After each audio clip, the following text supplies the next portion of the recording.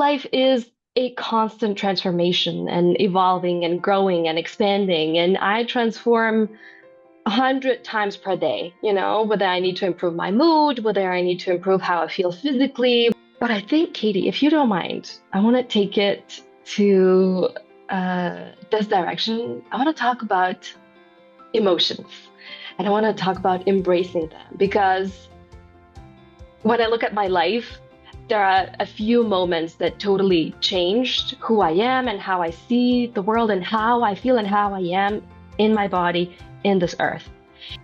And I resisted, and I resisted, and then I resisted more to the point where I got so sick, I had to surrender. And I surrendered. Like, what is this signal? So then I can, with my rational, with my adult brain, I can think and I can actually implement any kind of change that I want or need in my life. Because I really want like these messages, these simple truths to reach as many people because it pains me to see so many people in pain. Welcome to Miraculous Transformations, conversations about powerful practices that create powerful transformations. Join me as I delve into stories of change and explore the tools and practices that have helped people navigate their paths. You might just find some you'd like to try yourself. Thank you so much for being here with me, and I would love for you to introduce yourself. Yeah, well, thank you so much for having me. This is such a pleasure and honor. I'm so excited. I am Vita Janas. I am a life coach, holistic life coach, I should add. Also content creator and a host of self-proclaimed show on YouTube called This Made My Week. So awesome. So And I yeah. have seen your show and I love it. And I'm excited to hear more about it if you talk about that today at all. Oh, Well, thanks for being here. And let's just jump right in. So miraculous transformations. I just really love hearing people's stories. I love listening to people's stories. I love hearing stories of transformation. And I love to know the things that carry people through that, whether it instigates it or whether it's something that comes up because of a situation you're going through. Whatever it is, I just love sharing those things because I think that they can be really impactful for other people to hear and really inspirational. And I love listening to something and going like, "Ooh, I'm going to try that." And so that was kind of the idea behind this was I want to share things that people hear and go like, "Ooh, I want to try that." yeah, totally. I love that you're making it so like almost tangible, so real and so useful for people. As a life coach, I always look for these actionable tools that people can take Mm, away from sessions, from conversations, from just random meetings on the street. So I love this idea. yeah. I was thinking about transformations and about my life before our conversation. And I was thinking,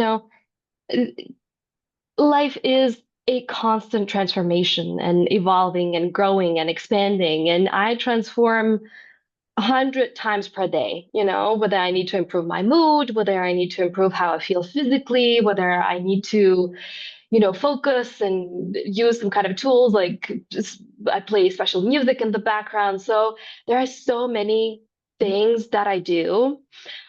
But I think, Katie, if you don't mind, I want to take it to this direction. I want to talk about emotions and I want to talk about embracing them because when I look at my life, there are a few moments that totally changed who I am and how I see the world and how I feel and how I am in my body in this earth.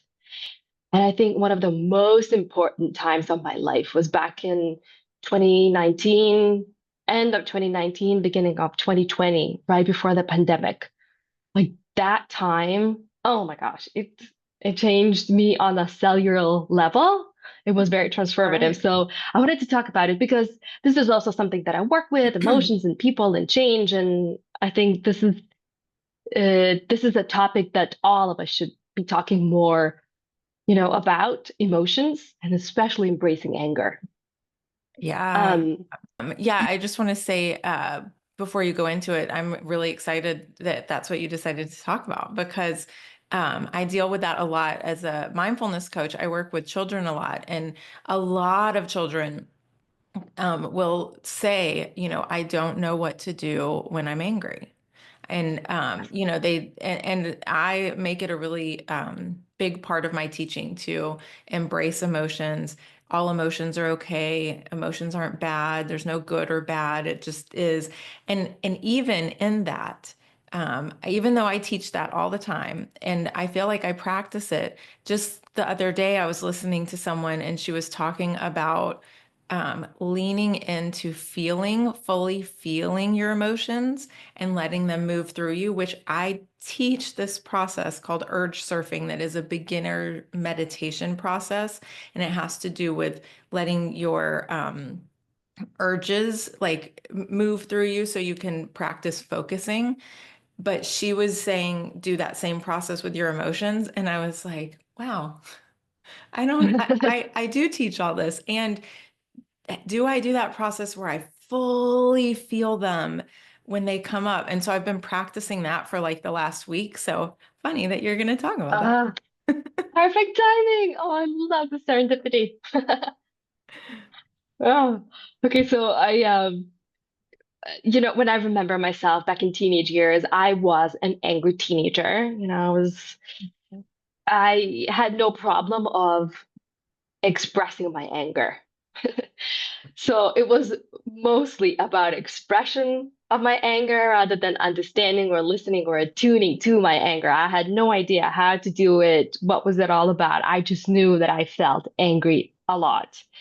So, over the years, when I moved to London, I started therapy and I started talking. I started going to Al Anon meetings. For those who don't know, Al Anon is like a support group for people who have friends or family members who have addiction, mostly alcoholics.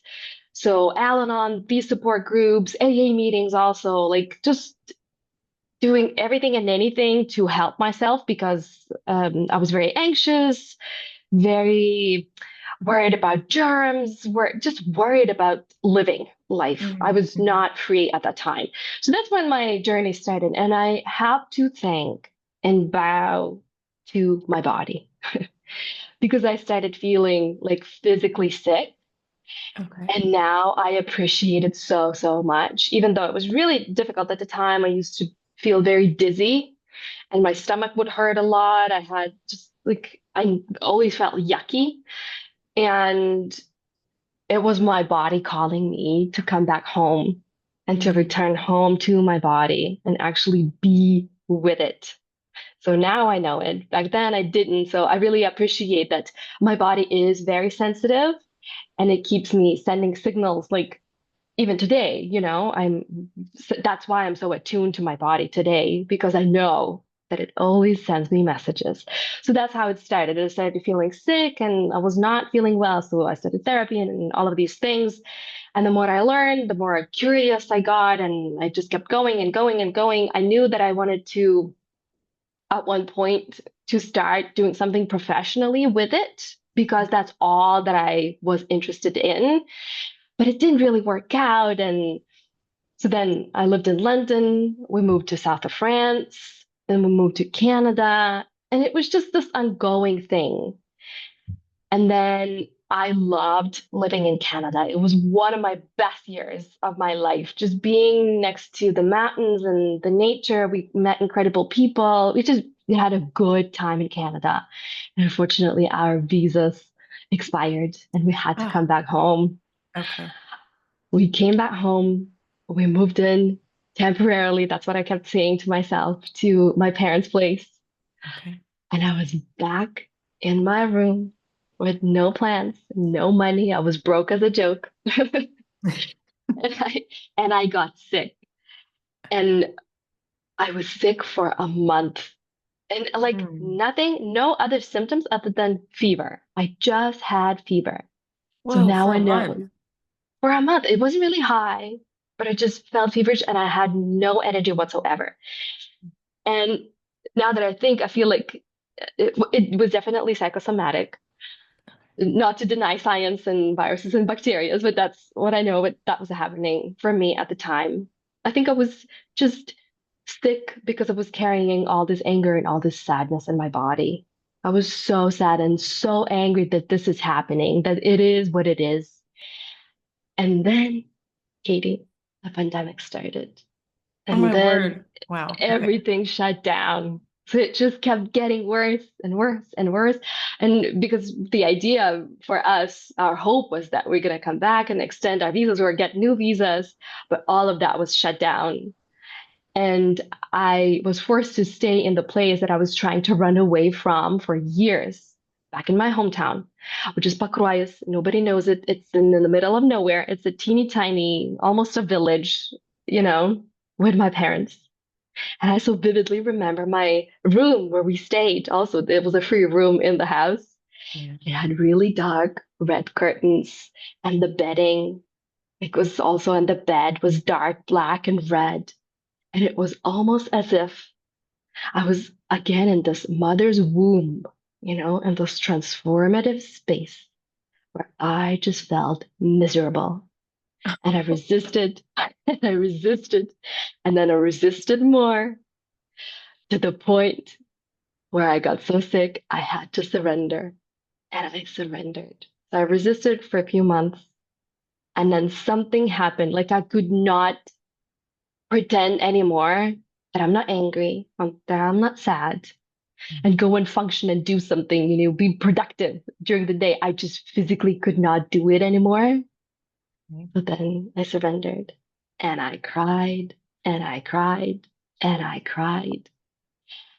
I think I was really, really fully in it for like 3 weeks, 2, 3 weeks.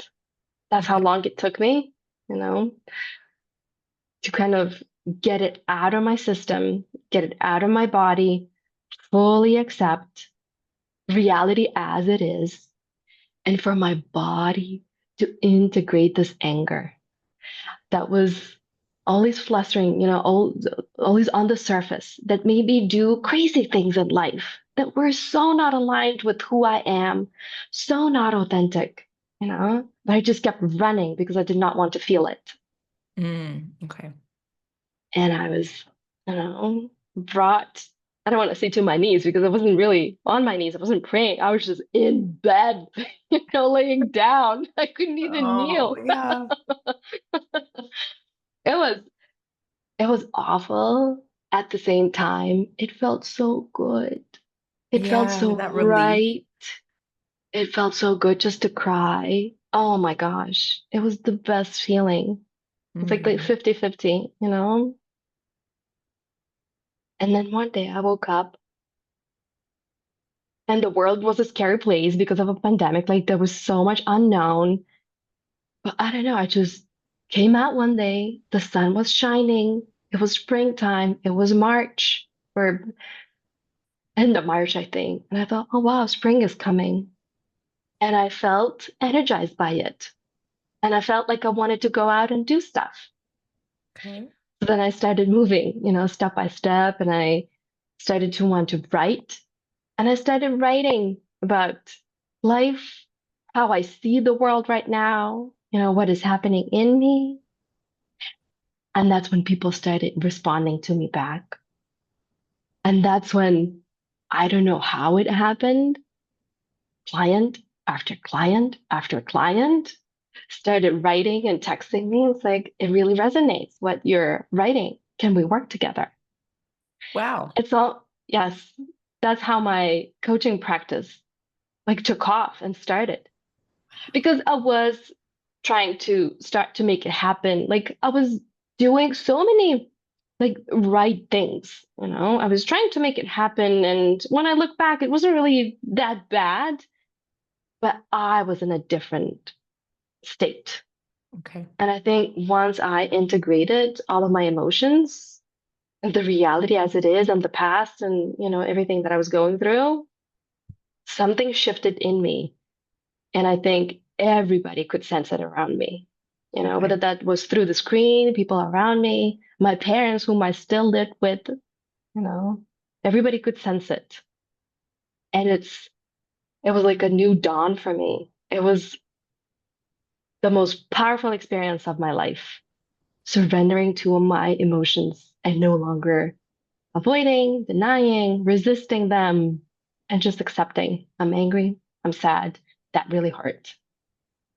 Yeah. Do you feel like once you surrendered to them and started feeling them, was it just like they moved through you just naturally because of that surrender and acceptance? They moved through me, and also I integrated them in my body. So my body was finally able to relax. And that anger, now I know it was deeply rooted sadness and grief.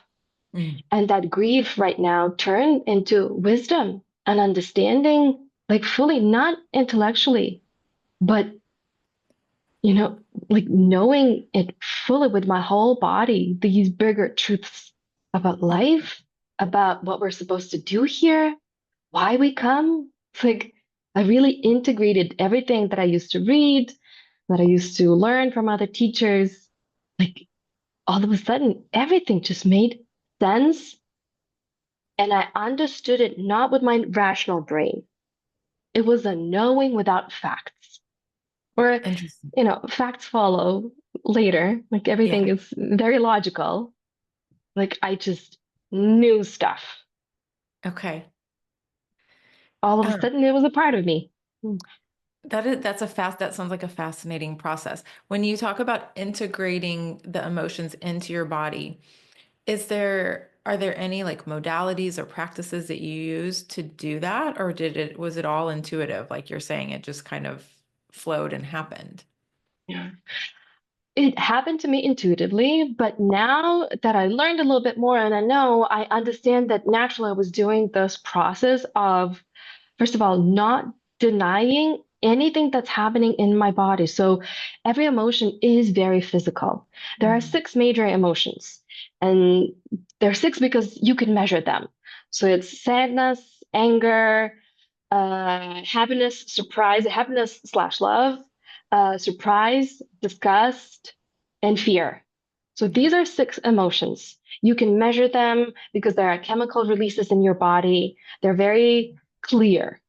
And anger is also like anger is one of those emotions that's very active. Like it activates your whole body. You want to do something with it. Yeah. But the point is, we want to, slam the door. We want to yell. We want to kick. We want to, do something. But actually, anger is not for us to do something and just kind of release it. Anger is this heightened energy for us to change the situation. Oh my And gosh, I love that's that. why we get this burst of energy. So we can use it in wise ways. Mhm. We don't, whenever we just slam the door, it's like it's anger wasted. We're wasting that energy. That energy is a signal for us that our boundary has been crossed, or we don't like something, about life, and we want to change something that we can change, that we need to take some action. So that's why we feel it. And anger right now is one of my like wisest teachers. I love it so much, and I really respect this energy. Not that I don't yell at my husband, or not that I don't slam the door, but now I know. Now I know. It's like it's almost like a conscious choice, I do. It's like, I just wasted it. What can I do Yeah. instead?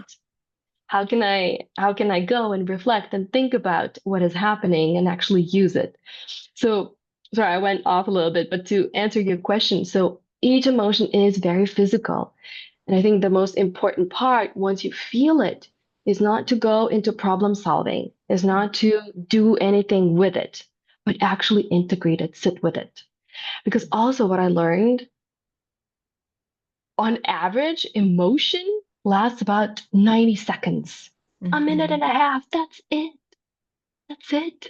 Yeah. So Yeah. if we can sit with it and feel it and feel physical body, my anxiety is in my stomach most of the time, although it differs.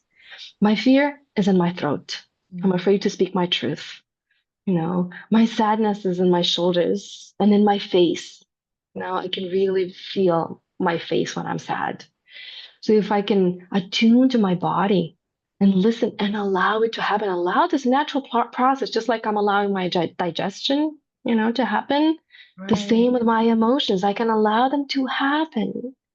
And when they pass, and when I hold and just give them space with no judgment, with no expectation, then I self-regulate, they always calm down, they always pass. And then I can reflect and think, what is it trying to say to me? Now, what this emotion wants me to know? Like, what is this signal? So then I can, with my adult brain, I can think and I can actually implement any kind of change that I want or need in my life. That brings up so many thoughts for me. And one of them is this idea of, so the two things that come to mind. One of them is this, in meditation, a lot of times we talk about, or lots of, I guess, spiritual teachers talk about this idea of like the wave being part of the ocean. And so, you think about like the emotion arising and it's like a wave, and the wave like crests and then it becomes back part of the ocean, and it doesn't last for very long. And that's kind of sounds like the process that you're describing with feeling that emotion and letting it pass.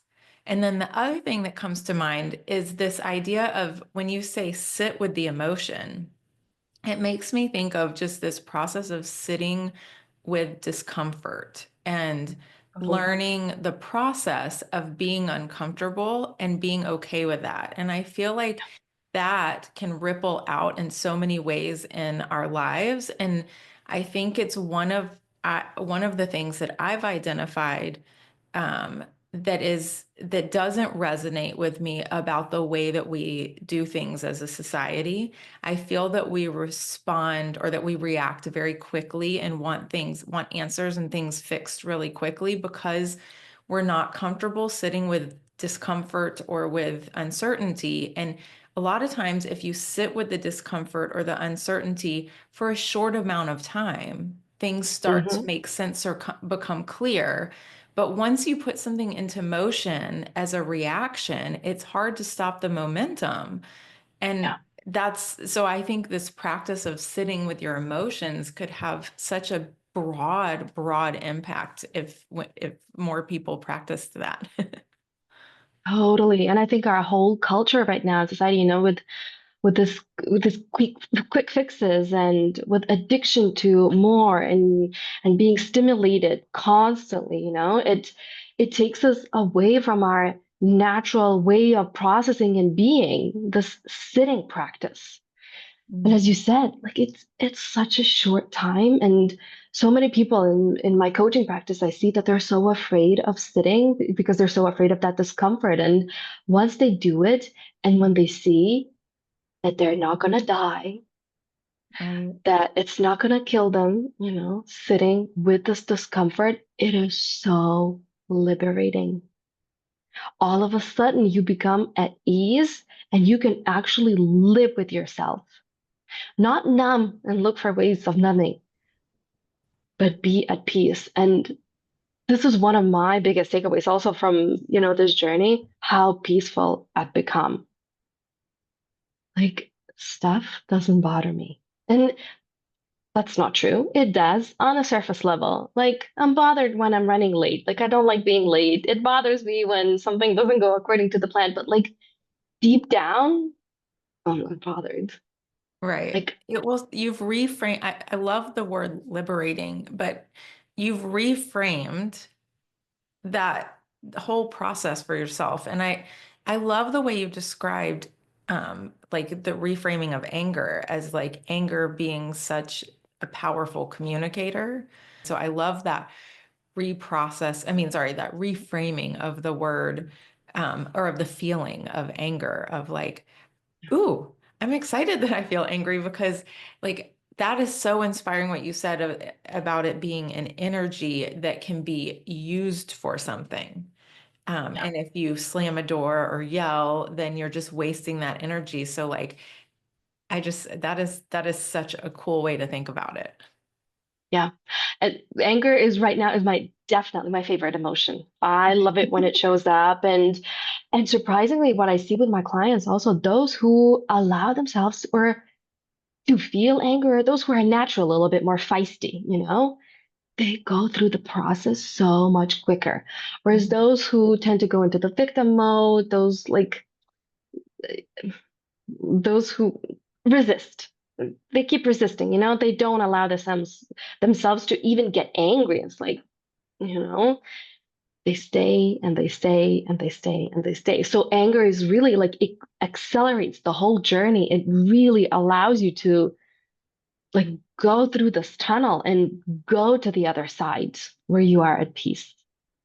So I love it. And another point I really want to make, because I also feel like there are so many misconceptions, we really should be teaching like kids emotional intelligence at school, if not at school, at university. So I'm very excited to talk about these things because they're so simple, they're so basic that everybody should know. So um,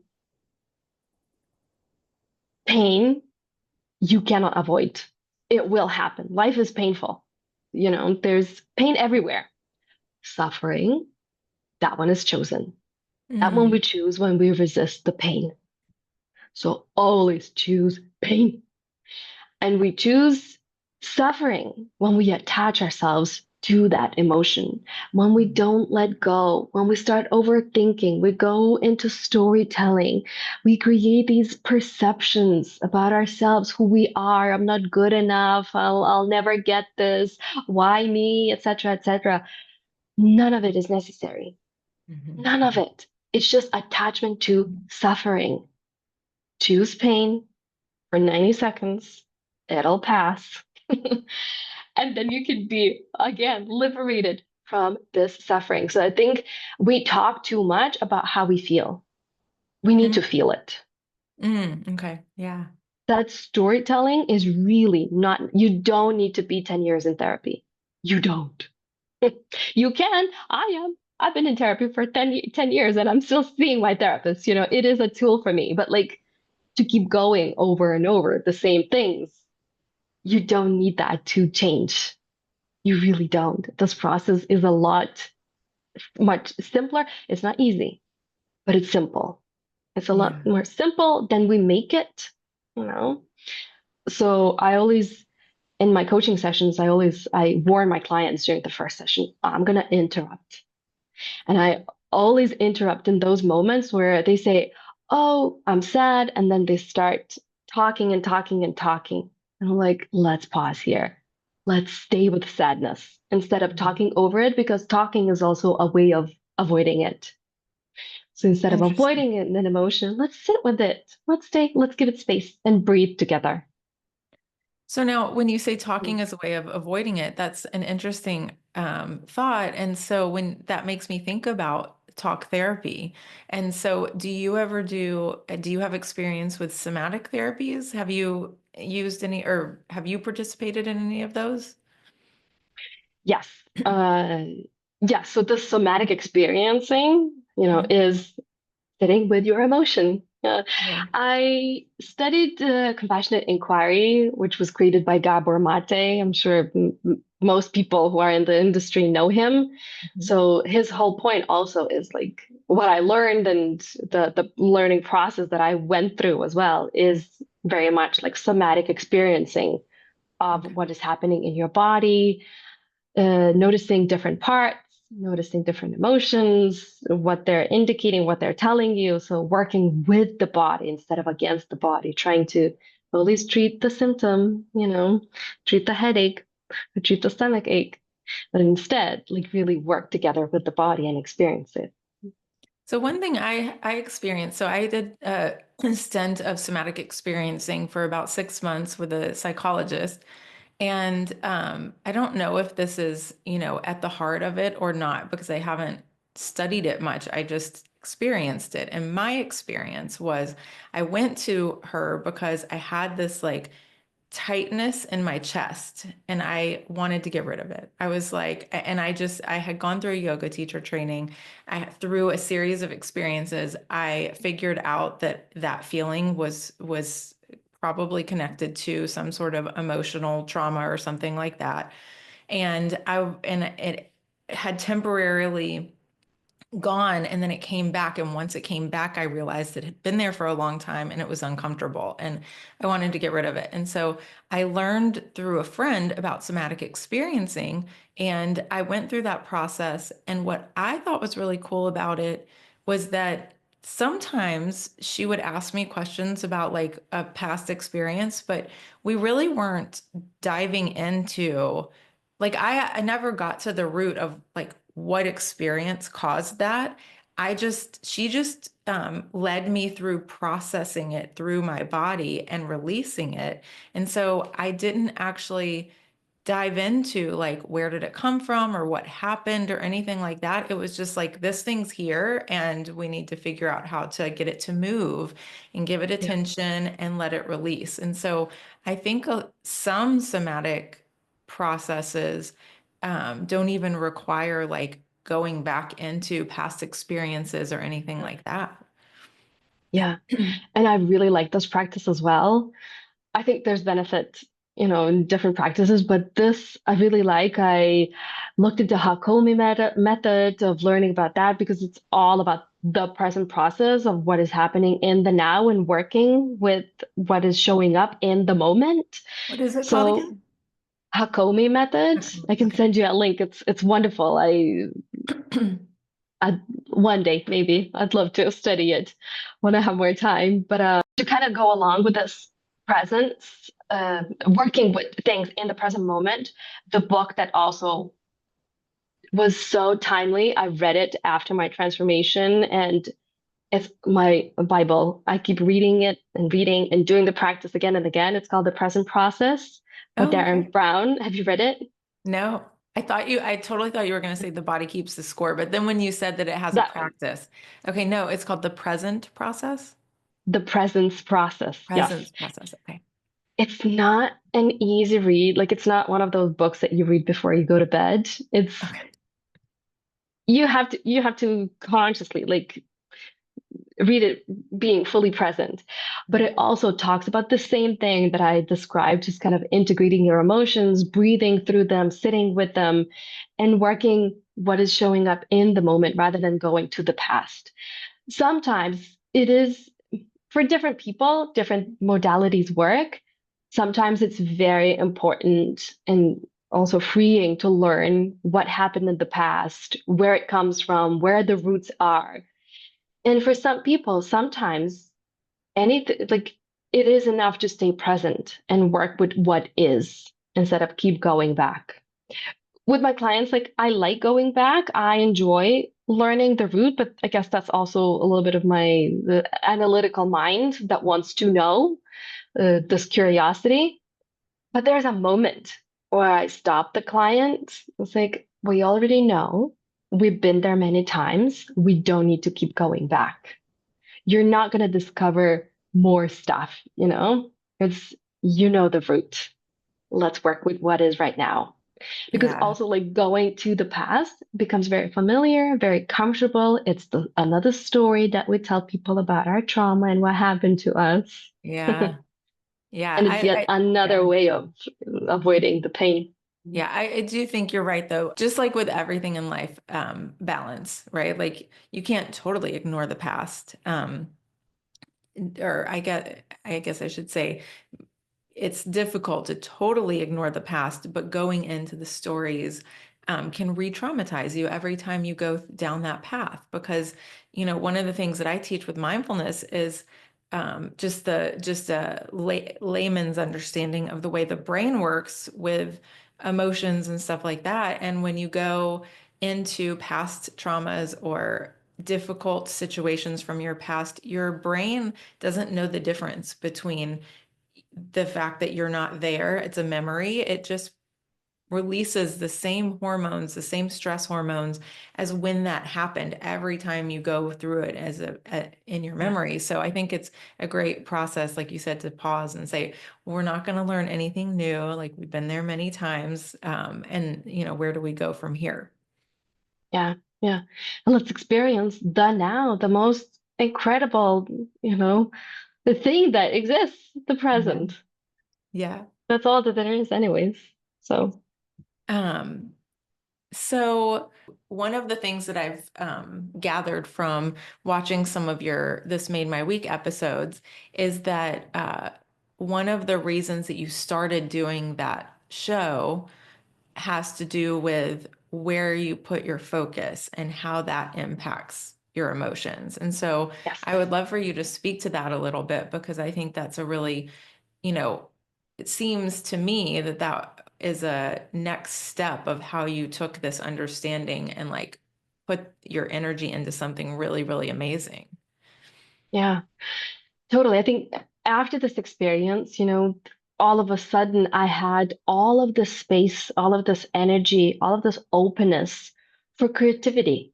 And ultimately, now my understanding why we came to this earth is to play and be creative.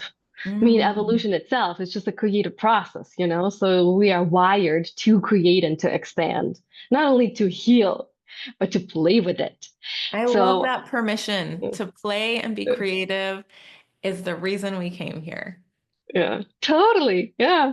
So I started playing and I still continue playing, and yet the world is what it is. It's not the happiest place. It's not the most loving or compassionate place. There are things happening. I was very, very affected, and I still am by the war or genocide, I should say, in Ukraine because it's so close to where I live and like there's cultural and historical background, that relates to my generational trauma and then this genocide in Palestine and this uncertainty in the world and also this our collective addiction to screens and social media and this fear mongering and this constant um, constant desire to take us away from us. You Mhm. know, I was just so overwhelmed by all of it at one point that I started to realize that, okay, this is something that I can't control the outside, but I can control, my inside and what I do, how I use my time, where I direct my attention. And I knew that this world is so much bigger and brighter and better and more interesting than just what I see on my screens, whether that's TV, on the news, on my phone, on my social media.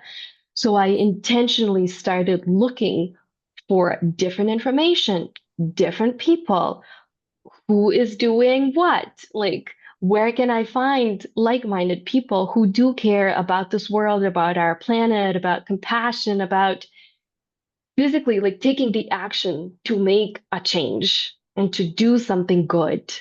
Mhm. And once I started doing it, it's like I started pulling the thread and it just got bigger, kept getting bigger and bigger. And I'm still learning. And every single week when I'm prepping for the episode, I'm just blown away by how many good people there are, how creative people are with their solutions, what ideas they have, and what they come up with. Like all these initiatives, all this playfulness that it's out there, it's incredible. This world really is heaven on earth if that's how we choose to see it and that's how we choose to live. I love living with every fiber of my body. I This love is that. such an incredible experience. I never ever take a day for granted. I'm just grateful to be here. And I love making this made my week. I just want to share it. I that's in the kind of world I want to live. And I want to share this world with everybody else who is interested. Please come join me, watch, comment, participate in the conversation. If not, that's okay. You don't have to. This is what I choose for myself. This is really, it's very selfish. I do it for myself. I I really love do. that And though. Thank you for sharing that. So one of the things one thing that comes up for me when you speak about this is, I feel like when I look out at the news media or the media industry, the big media, not small things that individuals are doing. Um, I feel that there's a huge social responsibility that is being abused at the moment. And because I do feel that the people who run these organizations and these companies have an understanding of all the stuff that you just said, which is that, what people put their attention on impacts what they see in the world and their worldview and things like that. And they also understand the psychology behind like, that whole thing, like if it bleeds, it leads, like um, if you want to get people coming back, the fear mongering, you share something scary so they'll come back and find out like what's going to Hmm. happen and that stuff. And I feel like it's very irresponsible to not have a balance of what is being shared, because there is so much good happening in the world. And there are so many places that you can look for hope and inspiration and to see love and compassion and all of that stuff. And so I love all of the people who are popping up like you, who are taking that responsibility on themselves and being like, well, I know I have an understanding of what that does for me. And so I want to share that with other people. Like, I want to share that if I put my focus on, something good, then all of a sudden, like, other good things will start making their way into my awareness. And some of that is just, I'm very, into the woo woo. Like, I'm very like, law of attraction, and what you bring into your awareness is what you attract, or what you put your focus on is what you attract into your life. But there's also like brain science behind it. And it's literally Totally. just that, like, what you see, what you put your attention on. Like, if I focus on everything in this room that is red and I close my eyes and I try and remember what's blue, it's harder because I was focusing on what's red.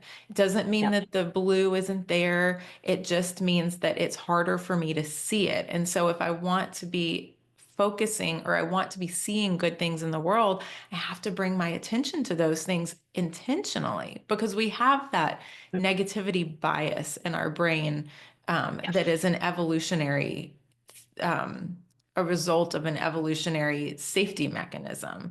Yes. And so we have to like intentionally bring our attention to. That's why gratitude is such an amazing practice. And Yes. people are like, oh, everybody's talking. Sometimes people get, I think, tired of hearing these same things over and over again. And also, it's because it works. It does work. Yeah. And science also backs it up. So it is Right. real. Yeah. Yeah. Yeah. Yeah. Yeah. I mean, I feel like doing this and living it with an intention and directing your attention, I think it's the most badass thing that you can do. It's the greatest resistance. It's, I really believe that that's how we can make a change. And this is, I really believe, I no longer believe in kings. I believe in the kingdom, as Chance the Rapper said himself. I really love this line. I really do. And I think we have the power, and it's really up to us to take that responsibility, to do this, take this action. We really don't need news anchor to tell us what's right, what's wrong, what's happening. Like, we have this innately, this mechanism. We can trust it, and we can do it ourselves. We can turn our devices off, and we can start gathering in communities, in groups, support one another. That's it. Like, that's how we change the world. Like, Yeah. living authentically is the baddest thing that you can do, truly. Yeah. Yeah. Yeah. David and I always talk about how interesting and wild it is that, like, in this age of information, I mean, we have access to so much information. And like you just said, we don't need news anchors to tell us the stuff that we used to need them to tell us, because we have access Hmm. to so much information now, and Hmm. from each other. And we talk about how wild it is that in this age of information and like widespread, um, sharing of knowledge, like, it is a forcing function. It is causing us to have to hone our intuition, because we have to figure out what information resonates and what is right Yes. for us and what makes sense and what is true and what is real for each and every one of us. And so you have to get in touch with your body and with your intuition in order to feel that, because you can go down rabbit holes of research and still come out the other end with no clarity. And so, like, you got to get clear here, like what feels right. Exactly. Yeah, I feel like culturally, I don't know if you've on that side of TikTok or not, but just what happened this past year with Kate Middleton and her illness and all the conspiracy theories that people created about her Mm. and her marriage and everything. And it kept popping out on my feed and I kept watching, and it was wild of what ideas people came up with and how big it got out of nowhere. And here it is. She just has just not just, but like she has cancer, you know? Mm. And people were like they had Turning cool, it into, crazy ideas. Oh my goodness. So I think because we are so connected, like constantly on, I mean, and because it gets so big and so blown out of proportion, it's almost like we are also forced to see how our biases and how our imaginations are taking it like so far yeah. that we unwillingly participate in this game.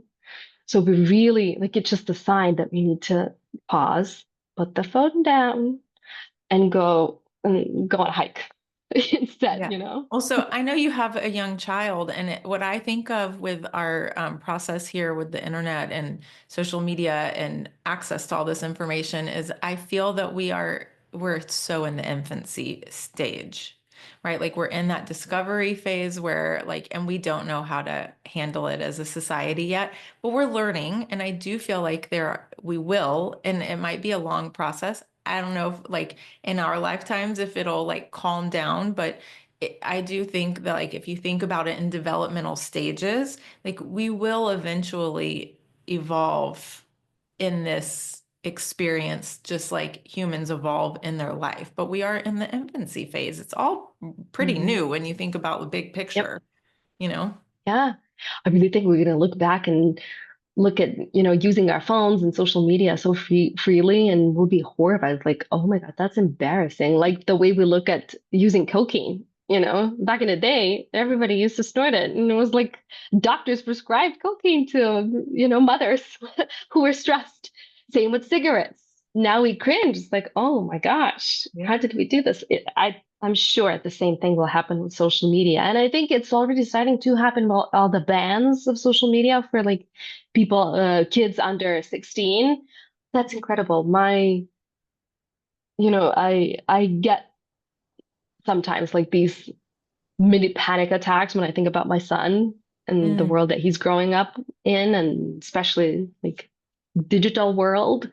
But I am also comforted by knowing that people are already implementing some rules and regulations. People do care. There are so many moms and parents in general who are organizing, getting together, advocating, asking for change. So I really believe in the kingdom. I really believe in people. I love that. I love that. We're Mm, already at a place too where people who are parents have like young parents have grown up with technology. And people who are like in their, early to mid 20s who are starting to have children young and stuff like that, they grew up with technology. And so now we've got this group of parents who have an understanding of what it's like to grow up with technology. And now they can start to advocate for different things that, they have a little bit of background knowledge with that we don't. yeah, exactly.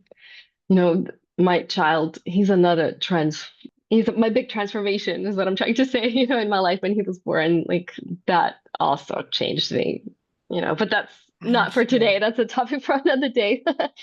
Um, but I just love watching him. And he reminds me so much also of my childhood when you used to just lay on the floor and gaze at something Mm. for like 5 minutes or play, with his little toys and just be so fully in the moment, so fully present.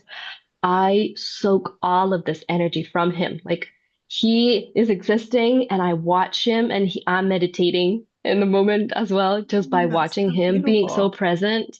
Because kids they don't know anything else but to be present, especially like the babies and kids, toddlers start to change a little bit, but still they're very in the now. So it's I it's almost like I envy a little bit of this innocence and this ability to stay present. There's a part of me that misses it, you know. Mm, mm. Even with all of this awareness, my life's very hectic. I mean, I'm a working mom, content creator, there's stuff is happening, et cetera, et cetera. So it's beautiful. He is such an incredible reminder to me of what is real, of what is possible, of what like true happiness and true contentment looks like. It's he's a wonderful teacher. I'm so grateful that he's in my life. I did not want children, by the way, before 2019. I thought that we would be, that I Oh, would never really? have children. So that Okay. also changed after this Interesting. transformation. Mm, That's so it cool. came. Ah, that's so beautiful. I want to circle back to one thing. This idea of the kingdom versus the king. Tell me again what song lyric that is. I really like this.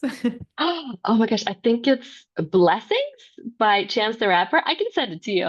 Okay. I think it's from Blessings. Yeah. That's cool. It reminds me of, it makes me think of, I've heard people talk about like, um, that if you look at the people who are like politicians and people who kind of run society, that the number is quite small and that there's so many like billions of, people who are just part of the everyday average community. And that if we can get to a point where we realize that, then there will be like a huge tipping point where we can have a, impact and change in society that is driven by this idea of community and the kingdom versus the king. And Mm. that's what it makes me think of. Yeah, I totally agree. And I think it starts with us in our personal lives. Like when you start to take responsibility for your life, for your emotions, for everything and anything that's happening for you, instead of, keep pointing finger at somebody else or not getting visa, my parents not being good enough, or money or whatever, when you turn that finger back to you, you realize that you are your own mother and father and that you are in charge of your life and that you have all of this power to make yourself feel good and to live this life where you can create and play. And so the same then extends, you no longer need mom and dad who's your president or news anchor or whomever, to tell you what to do, and you take that power back to yourself. You own it, and it's not an easy thing to do, to take responsibility for your life, because I mean, you got to do it. It's you who's in charge, so there's a lot of Mm. responsibility, but also that's the only one way to be free. So personal, external, it's all one. It's all one. Well, thank you so much for sharing your story. I love all of the things that we ended up talking about and just what a deep, rich topic. I feel like I could talk about it for days.